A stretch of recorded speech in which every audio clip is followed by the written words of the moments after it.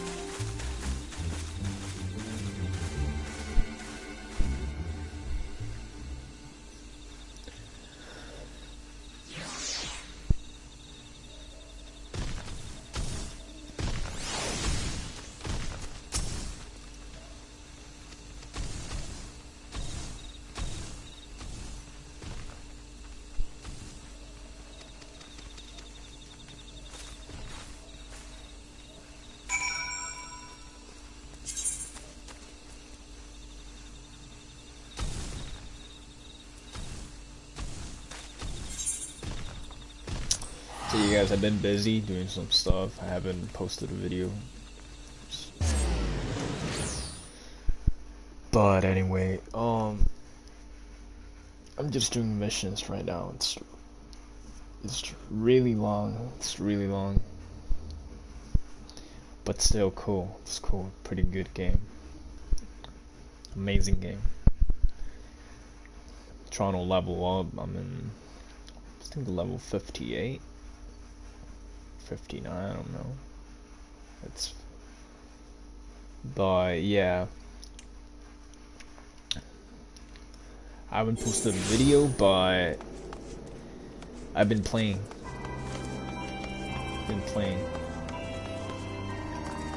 Just doing missions right now.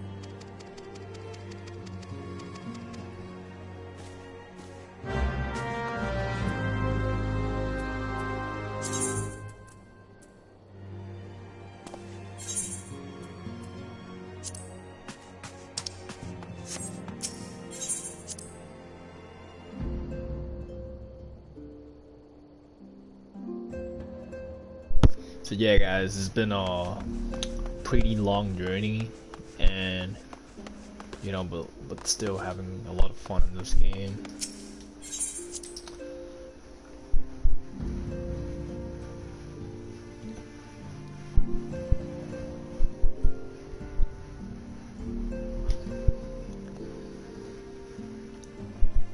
More Dono. I need to buy a house, but you know, I'm still leveling up. So first of all, I want to level up, then I'll do the housing and all that stuff.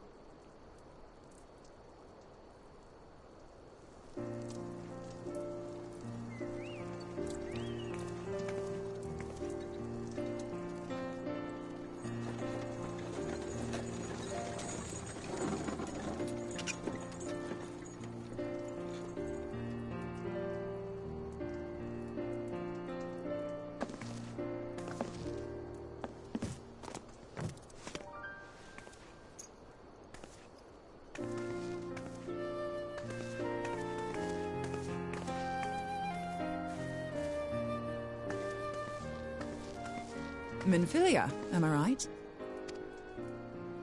None other. I bid you welcome to Revenant's Toll, and thank you for traveling so far on such short notice. As if I could ever say no to Urianger. Moonbreeder is an accomplished Sharlayan scholar, and an authority on aetheryte technologies. She has played an invaluable role in our search for a means to capture Ascian souls. Charmed, I'm sure.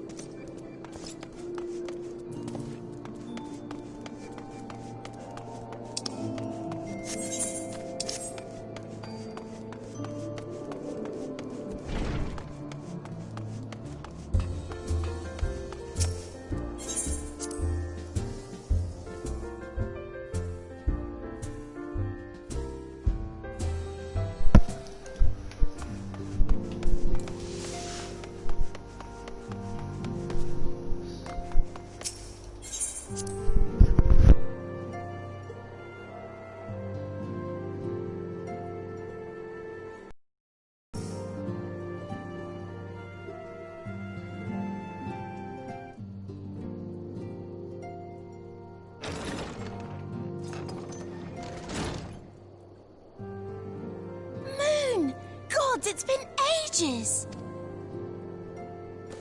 Oh, longer, sister.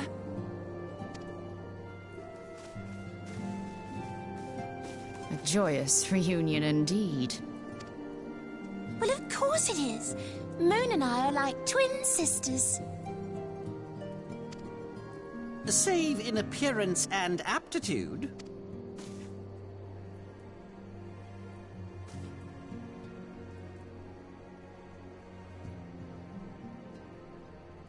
Everyone, if I could have your attention. We have with us an esteemed guest who has come from Sharlayan to assist us. I bid Moonbreeder join us here that she might share with us her extensive knowledge of aetherytes. Also, as many of you are already aware, she has been overseeing our research into white auracite, a sample of which she has been good enough to bring with her.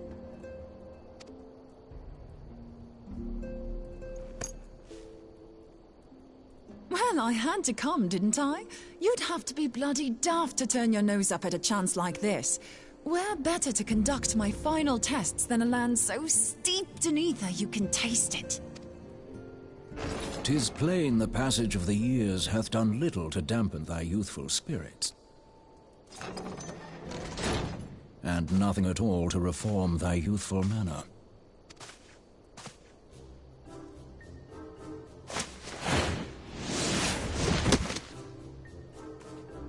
Urianger, where in the hells have you been hiding?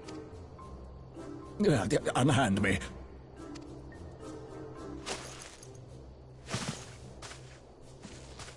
I come all this way, and that's what you have to say to me. I much preferred when you were pleading with me to drop everything and hurry to your side. What was it you said? None save thee can satisfy this need. Go on.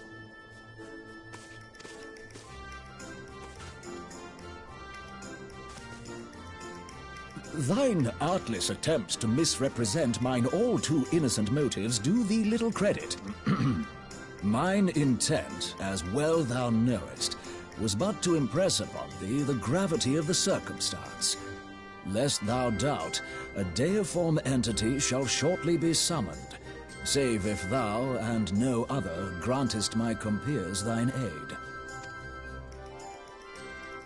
You still haven't found it, then? Your missing aetherite? We have not. We know that Iceheart teleported to an aetherite not far from the first.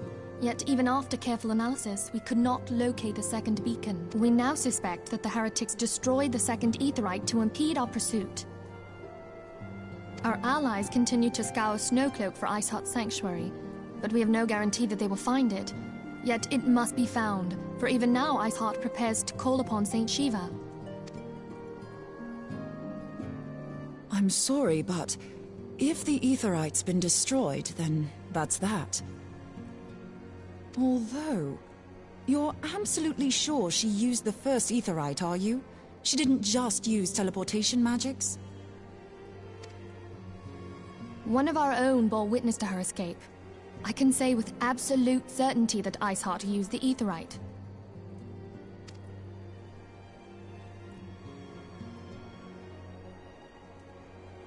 In that case, there might be a way, so long as the ethereal current is still flowing. Truly? How? We use the current to recreate the beacon.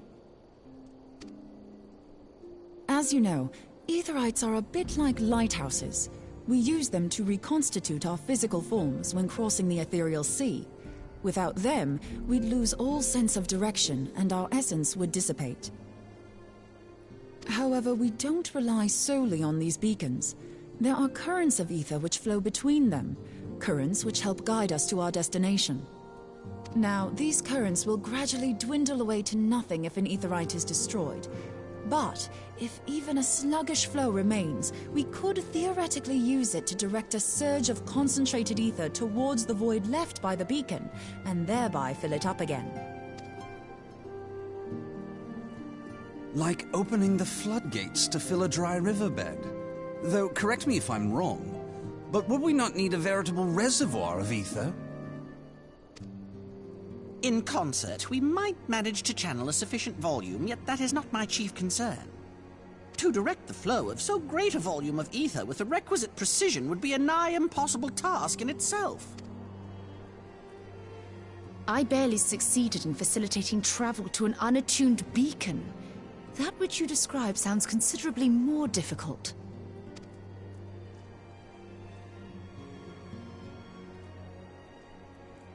And dangerous. Every person who has attempted to teleport in this fashion has died in the process. They, however, did not have white auracite at their disposal. I can use it to channel all the ether you can give me into the aetherite. However, white auracite cannot retain ether for an extended period of time, so we would need to infuse it immediately beforehand. Just so you know, I'd confidently give this plan better than even odds of success.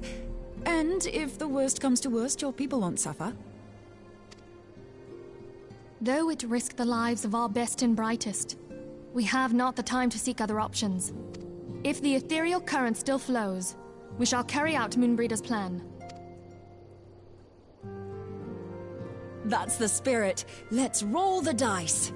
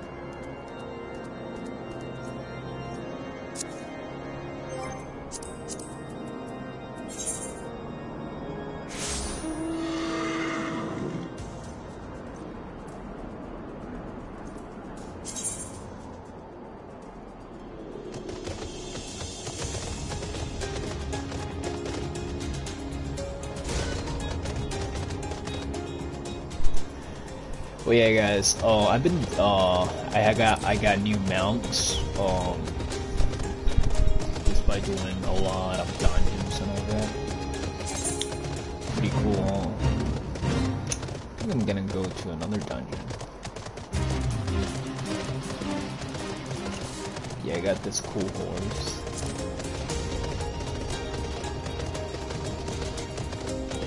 Oh shit, it's freezing out.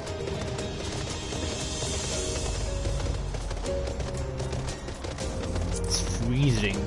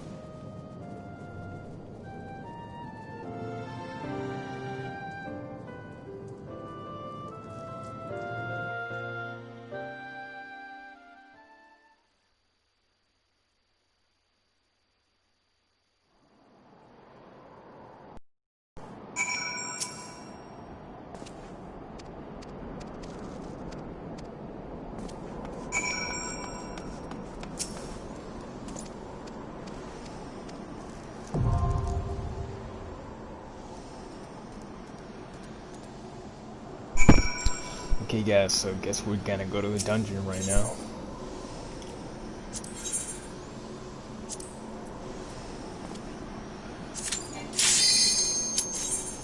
Here we go.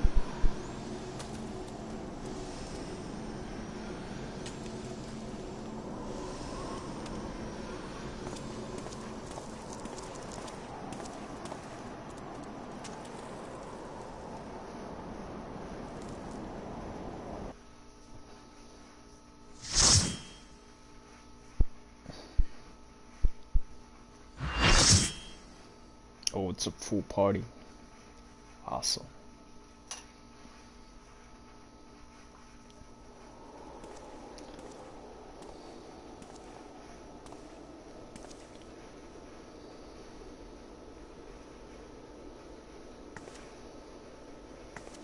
You should never have come here, Warrior of Light. I labor only to forge a lasting peace. A peace you would deny us out of ignorance and blind faith. No matter. If it is our fate to be at odds, then it is mine to strike you down. We whom gods and men have forsaken shall be the instruments of our own deliverance. Partake of my flesh. Fill this vessel with your light. Walk amongst your brothers and sisters once more. Oh, Saint Shiva, still the hatred within our hearts and bless us with eternal grace.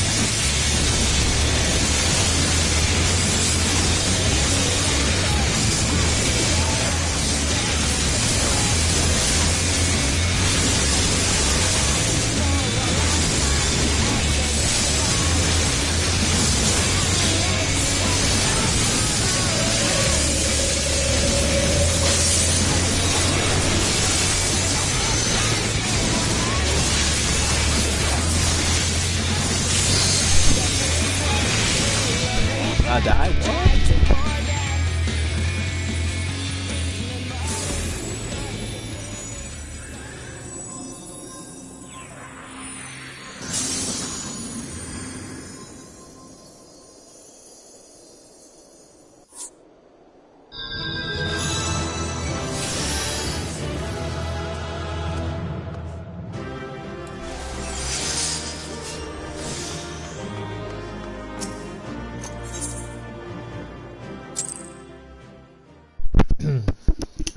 What? Well, I was too convinced that I wasn't gonna die, but I was close to the enemy, so that's why I died.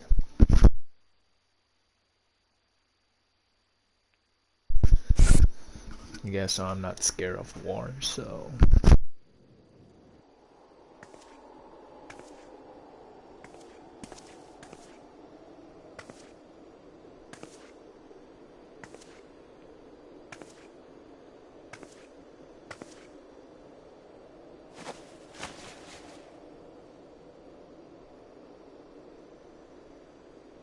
fool. Blind, bloody fool.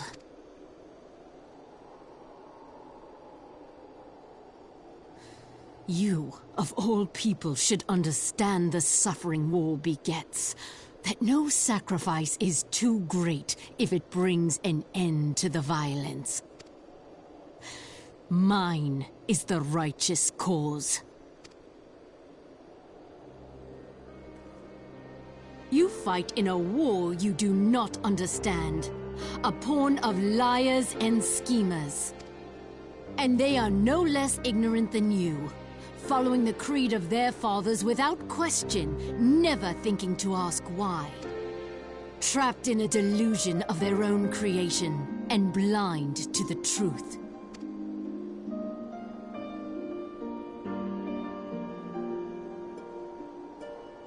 Warrior of Light, redemption is not beyond us. We who walk before may lead those who walk after. Seek the Keeper of the Lake. See with eyes unclouded. Do not squander Mother's gift.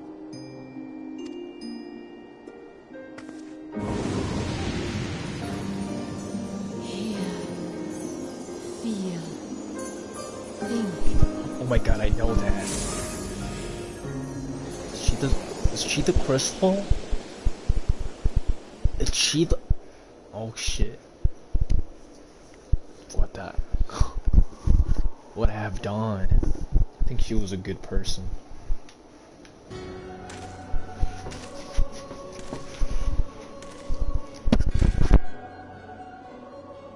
And so the vessel withdraws. A predictable outcome. Nevertheless, La Habrea will be pleased. How unfortunate.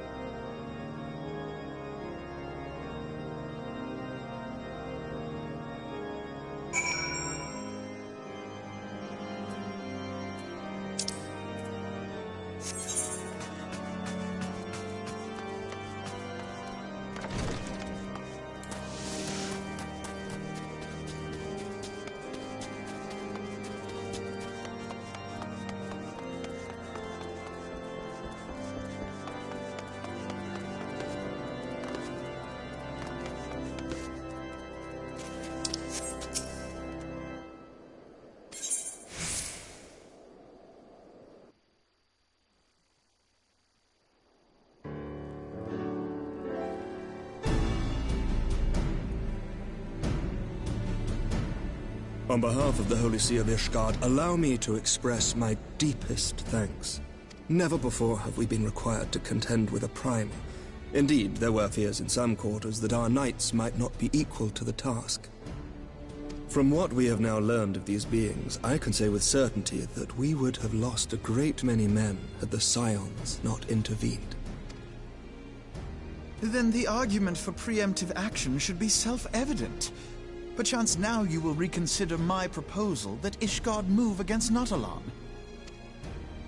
Ere we first met, a similar proposal was tabled, but the Holy See decreed that we were to observe, and that military action should be taken only in self-defense.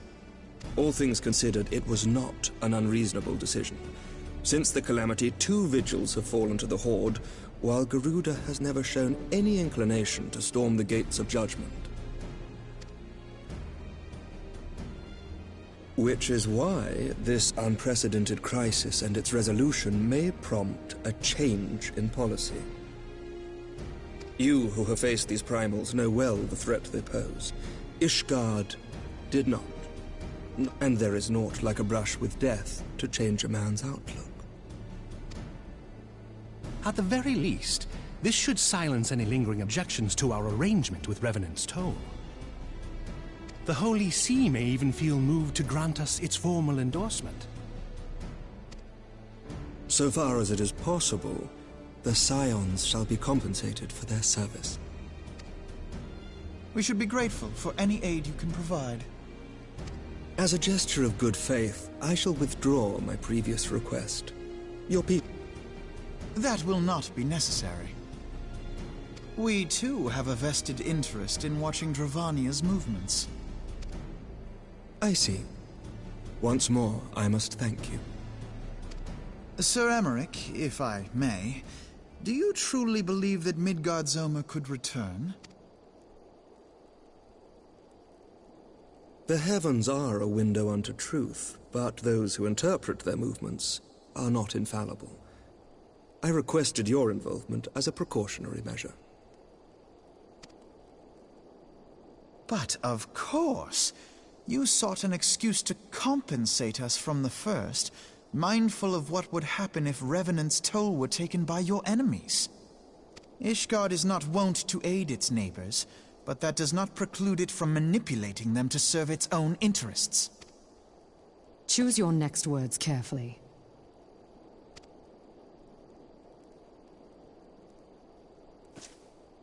Do you know what sort of man becomes Lord Commander of the Temple Knights? One who comes from good stock. I did not. Yet here I am now. Why do you suppose that is? Because I swiftly learnt to tell the difference between words, deeds, and beliefs. You are correct, Master Leveilleur. Ishgard desires to see Revenant's Toll flourish, as it would present a troublesome obstacle to our enemies from the south. We are so glad to be of use to you. As we are to you. Ours is a mutually beneficial arrangement, lest we forget, one born of necessity. The dragons grow more restless by the day, and the heretics harry us nigh without cease. We have contended with such troubles for centuries, but there are limits to even our endurance. Yet as a pauper is loath to part with his meager possessions, the leaders of Ishgard are not wont to render up their trust to outsiders. But with perseverance on our part, they may yet be made to see the light. Nevertheless, one must take care when walking the road less traveled. Wise words, Sir Emmerich. I shall make a point to remember them. I must apologize for my earlier outburst. I hope it will not sour our good relations. Not at all. You but spoke from the heart. I trust you understand that at times my duties may prevent me from meeting with you. On such occasions, my second-in-command will speak for me. Lucia, at your service. Pray excuse our reticence. We are but wary of speaking too freely, lest our sentiments be made known to our enemies. Know that the Lord Commander and I are of one mind. For the sake of Ishgard, and of Eorzea at large, I pray our peoples can put aside their differences. Those who dwell in the past risk losing sight of their future. Should aught befall one of our shipments, pray inform Lucia immediately. You may also relay to her any words you might have for me alone. Not being of Ishgardian birth, she owes no allegiance to any noble house, making her as near to incorruptible as one can find in my homeland. Suffice it to say, I trust her completely, and so may you. Which reminds me, Lord Orchefort, if you would be so kind? Certainly.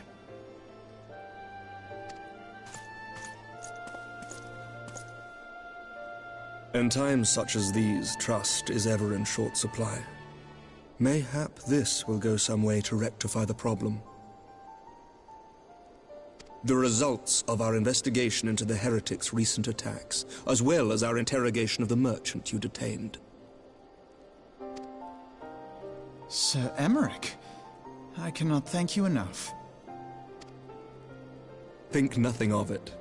Ishgard may be many things, but it is no friend to Garlemald. Did I not tell you to have faith, my friend?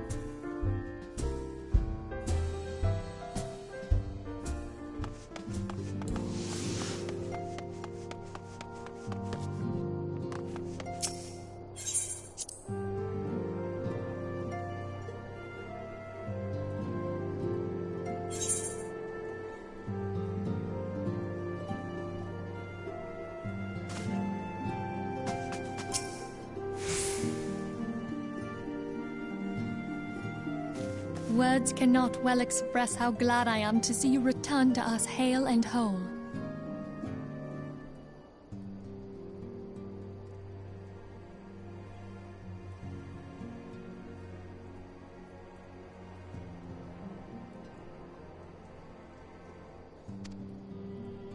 Needless to say, I am most eager to hear your account of that which occurred in Kurthus, assuming you're ready to speak of it.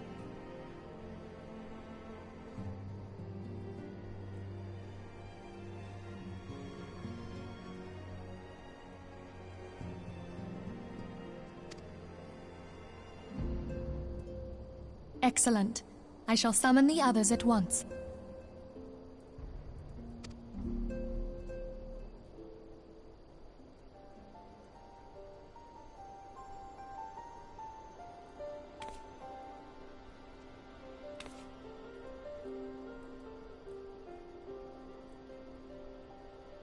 Iceheart used her own body as a vessel for a primal soul?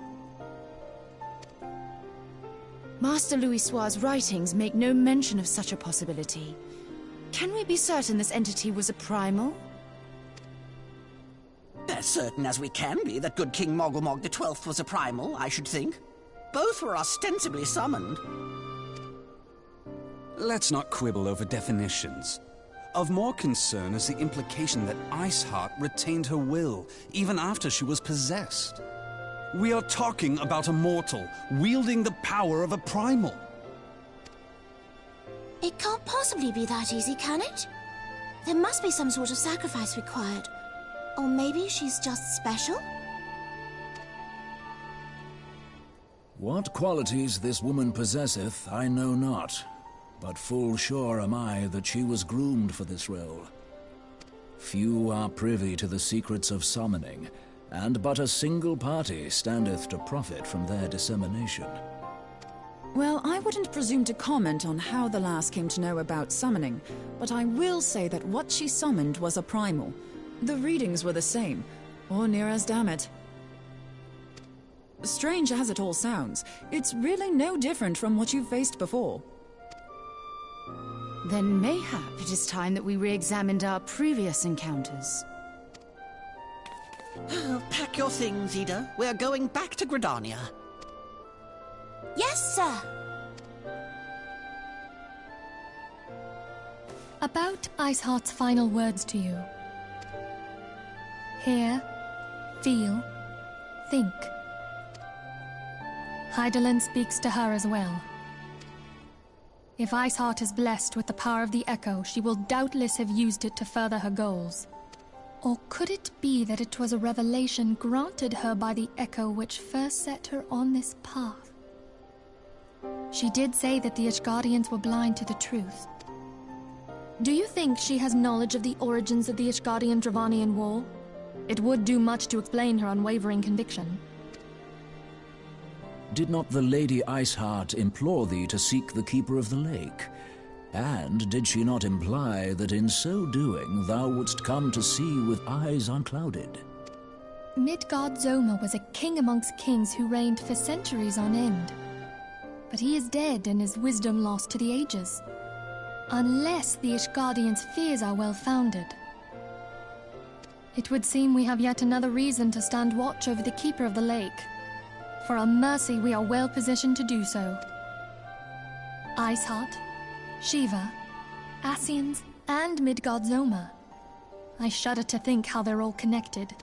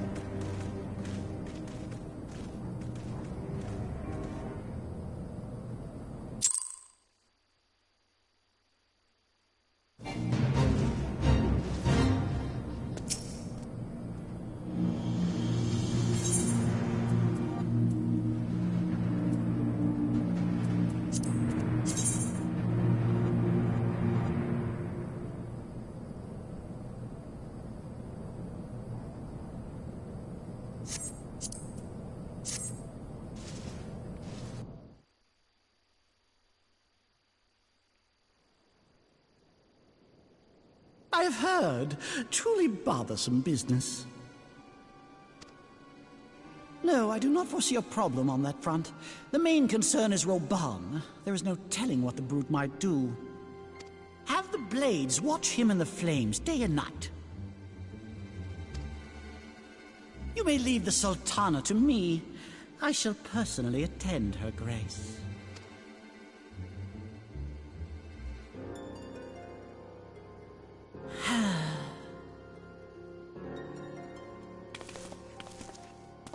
Sever one of the East Aldenard trade routes. That ought to keep Lolorito occupied for a while.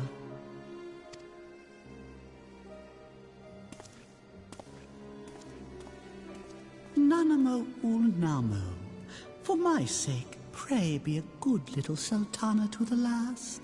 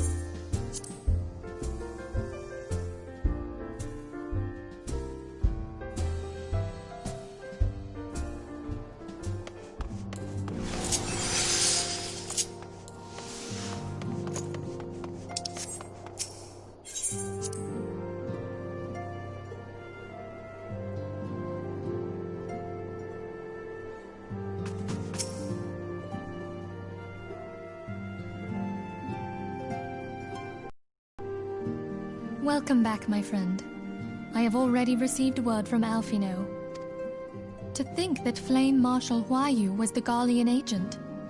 I know not what to say. Together with Robon, Aline lent us much-needed aid at the time of our Order's founding. She was particularly passionate about the need to tackle the primal threat. When we discussed the subject, her eyes fairly shone with determination. Whatever else she may have been, I choose to believe that it was her true self with whom I spoke then. But now is not the time to dwell on such matters. I have an important announcement to make regarding our effort to defeat the Ascians.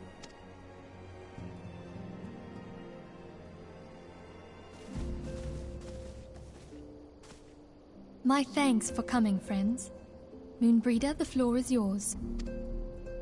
By now, I'm sure you're all familiar with white auracite, the miraculous material that'll allow us to capture Ascian souls. Back at Snowcloak, we verified its ability to absorb vast amounts of ether. Alas, it leaves something to be desired in the area of stability. The stone can only store ether for a short while before expelling its contents. In addition to auracite's inherent limitations, we must needs be wary of our enemy's strength. Our foe draweth upon an infinite wellspring of power. Even should we succeed in entrapping him, the stone will not long contain his wrath. Meaning that, if we want to kill the swine, we'll have to be quick about it. 'Tis our belief that an Ascian soul may be permanently undone, if smitten by a sufficiently concentrated burst of pure ether. The only trouble is, we can't say for sure how concentrated the burst needs to be. Without knowing how much ether an Ascian soul is composed of, we're basically guessing. Our sole clue lieth in thy struggle with La Habrea. During that encounter, Hydaelyn bid you forge what she called a Blade of Light, a weapon which took the form of a luminous stream of energy. Based on your description, we believe the blade with which you vanquished your foe was composed of ether. Admittedly, your victory proved ephemeral, as La Habrea was able to use a crystal of darkness to flee into the space that lies between our world and the void. The fact remains, however, that Hydaelyn placed the means to destroy the Ascians in your hands. Be that as it may, it would be unwise to assume that she will do the same when we next encounter such a foe. Quite so, my lady. We must needs find the means to forge our own blade of ether, one to equal that which Hydaelyn did benevolently bestow upon her champion. That is all well and good, but it seems to me that producing such a blade will require a prodigious quantity of ether. Whence will it come, pray tell? Oh, what if we had two pieces of white auracite? One to trap the Ascian, and the other to store the ether for the blade. Oh, nice try. But it's as I said, the stone won't hold ether for any length of time. We'd still need to collect the stuff there and then, sorry to say. And therein lies the rub. Finding a way to create the blade whenever and wherever we choose. It would seem more research is in order. I'm going to linger a while, perform a few more tests on the auracite. And I could do with some help. Urianger, why don't you lend me a hand? Mine apologies, but I am required at the Waking Sands. Lady Minfilia hath given me sole charge of the premises. 'Twould be unseemly to leave them unattended. Sole charge, you say? So you're basically alone there, then? Well, that settles it. I'll just have to come to you.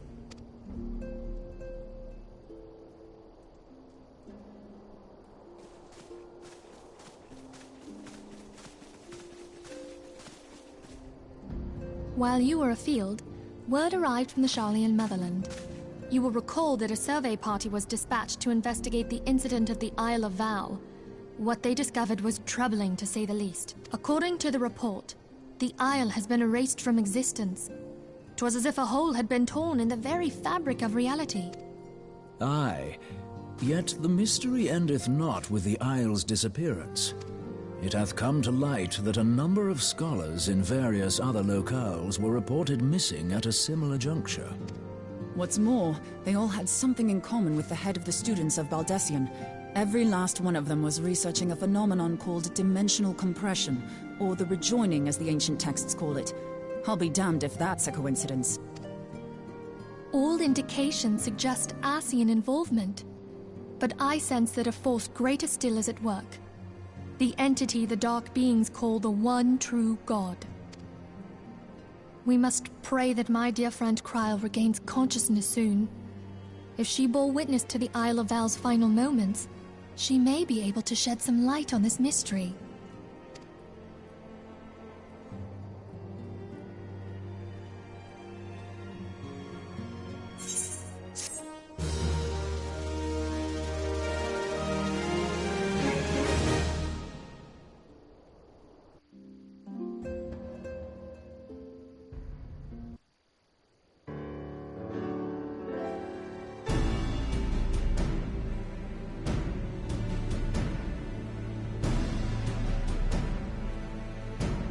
Following the calamity, the forces of the 14th Imperial Legion entrenched themselves in strategic locations across Eorzea.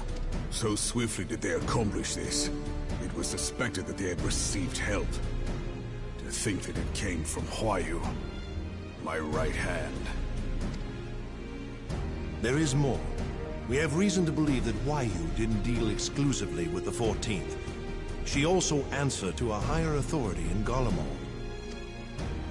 But this higher authority could not have been the Emperor. By consenting to the Meteor Project, Solus Zos Galvus showed himself to be more concerned about preventing the spread of primal influence than claiming Eorzea for the Empire. He would happily have seen the lot reduced to ash. We believe a number of high-ranking figures within the royal household were against the decision, but that they knew better than to oppose the Emperor openly. Of course, this didn't prevent them from making clandestine provisions, in which Huayu played a part. Alas, these provisions did not prevent Dalamud from falling, and the ensuing chaos changed the face of the realm forever. Yet Eorzea survived. To all intents and purposes, the Meteor Project had failed, and the Empire was left to rue its lack of a decisive means to eliminate the primals. Until, that is, it stumbled upon the Ultima weapon. Even before the accursed thing was dug up, it seemed to me the 14th had the might to overwhelm our weakened armies. Yet they chose to hide behind their walls. Why? The Black Wolf was wary of making the denizens of Eorzea desperate, lest more primals emerge to bleed the land. The discovery of the Ultima weapon, however, emboldened him to resume his war of conquest in earnest. But there was one in Garlemald who believed that Van Belsar's actions were premature. One who stood higher in the Imperial Army's chain of command. He ordered the Legatus to halt his advance, only to find that the Black Wolf had slipped its leash, and that the 14th now acted alone. In a bid to bring Van Belsar to heel, he used the agent he had planted in Ul'dah prior to the calamity to undermine the Legion's efforts. A man who outranks Van Belsar, yet opposed the late Emperor's decision to annihilate Eorzea. This could only be the former High Legatus of the Garlean army, now known as Emperor Voris Zos Galvus. So he was Huayu's true master. But one of several in actual fact. We've learned that even as Huayu served the Empire's interests, she sold Imperial secrets to a certain faction in Eorzea. In so doing, she helped to maintain the status quo, thus prolonging the conflict. Considering who stands to profit from war, it isn't hard to imagine who her other masters were. Seven hells! You mean to say that she was a double agent? Huh, triple, if you consider her services to Van Belsar and the new Emperor as separate. As neatly as these pieces seem to fit, one aspect of the puzzle remains unclear to me. By whose will was the Marshal feeding intelligence to the heretics? And try as I might, I fail to see how aiding their cause would profit either her Imperial or Monetarist masters. Could it be that another hand is at work here? If so, Huayu must be made.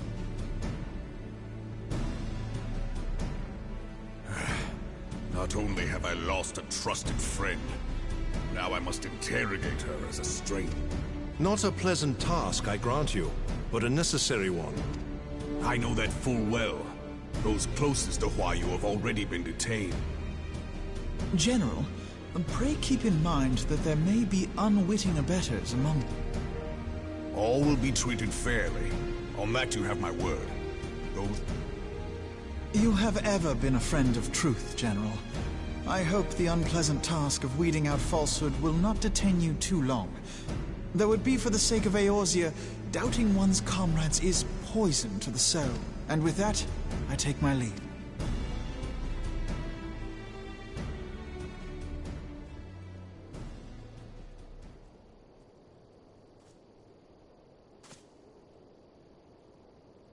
All these years, I've been made to dance to their tune.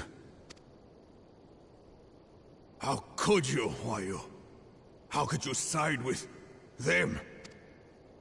Those Kanketh, who take from this land and give naught in return, who use their power to disempower and grow fat while the people starve. I know you can hear me, Monitorist scum! Your crimes will not go unpunished! Today I will purge this land of your sickness! Before the eyes of the 12, I swear it!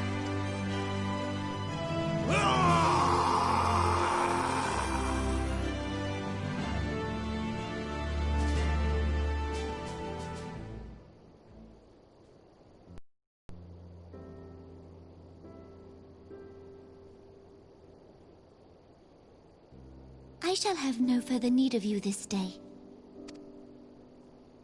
Your Grace.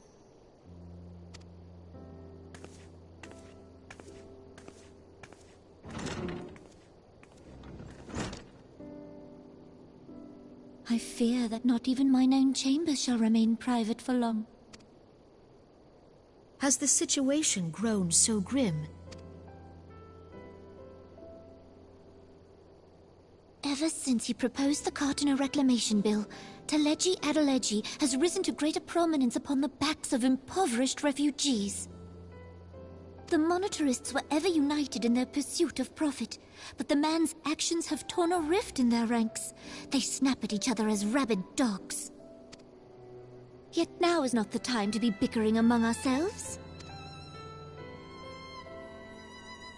If this bickering is a threat to law and order, might you not have grounds to dissolve the Syndicate?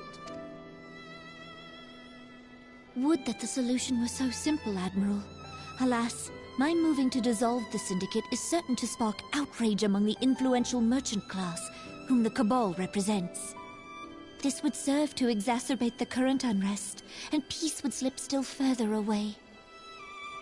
Be they rich or poor, natives or refugees, all who reside in Ul'dah have a right to pursue happiness.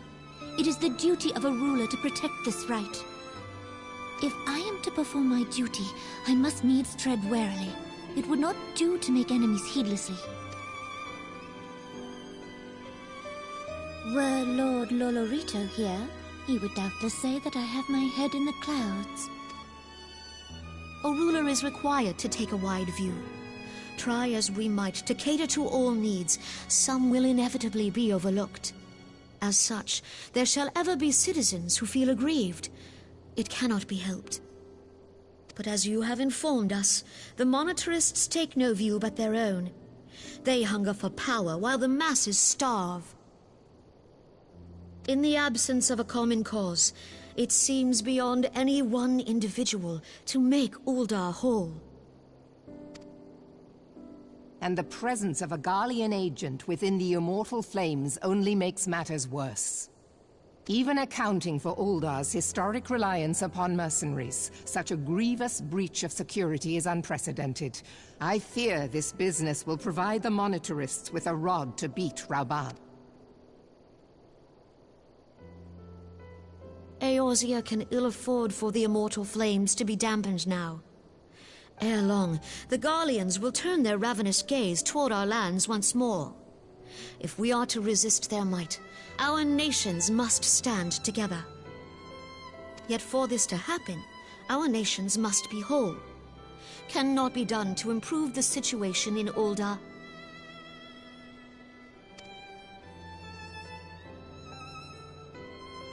The true wealth of Ul'dah lies in the health, happiness, and hopes of her citizens. Alas, the citizens shall never know these things, so long as their lives are ruled by the ambitions of the few. The Monitorists claim to represent the best interests of the people, but in sooth they desire only to manipulate them for their own selfish ends. For the government to serve the people, it must be formed of the people.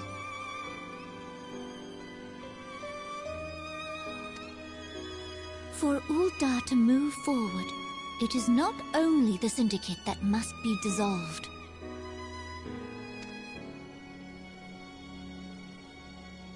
Nay, you jest.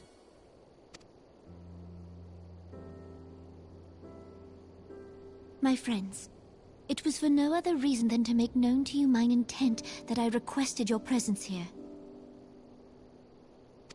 When I make my declaration to the people, chaos shall inevitably ensue.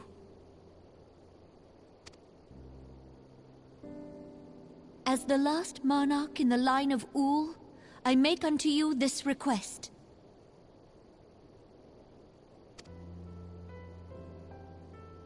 Help Roban to preserve order, and protect the people. Forsake them, and you forsake yourselves. For a strong Eorzea will ever have need of a strong Ul'dah.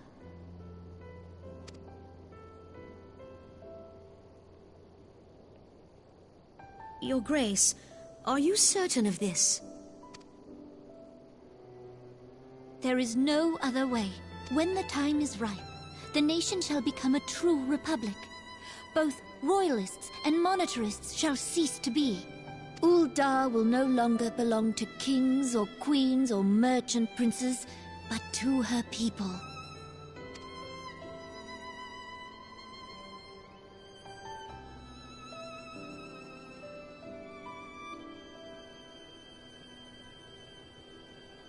Roban, forgive me for casting aside all that you have toiled for in my name. Beyond this gesture, I am powerless to help my subjects.